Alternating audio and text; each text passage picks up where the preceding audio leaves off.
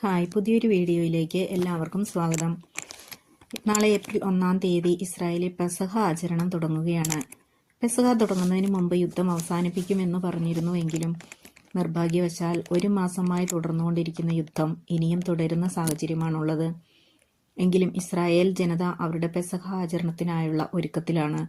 അതിന്റെ മുന്നോടിയായി വീട് മുഴുവൻ വൃത്തിയാക്കുകയും പഴയ സാധനങ്ങളെല്ലാം വീടുകളിൽ നിന്ന് മാറ്റുകയും പകരം പുതിയവ വാങ്ങിക്കുകയും ചെയ്യുന്നു. അതിനായിട്ടുള്ള തിരക്കിലാണ് എല്ലാവരും. ബൈബിളിലെ പഴയ നിയമത്തിൽ പരാമർശിച്ചിരിക്കുന്ന പെസഹായാണ് യഹൂദജനം ആചരിക്കുന്നത്.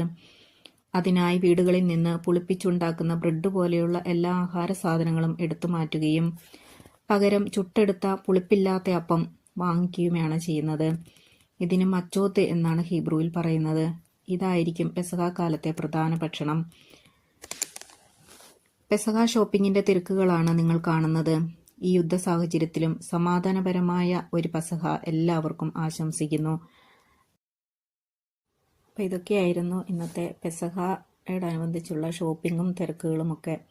വീഡിയോ കണ്ട നിങ്ങൾക്കെല്ലാവർക്കും ഒരിക്കൽ കൂടി നന്ദി പറഞ്ഞുകൊണ്ട് അടുത്തൊരു വീഡിയോയിൽ കാണുന്നവരേക്കും ബൈ ബൈ.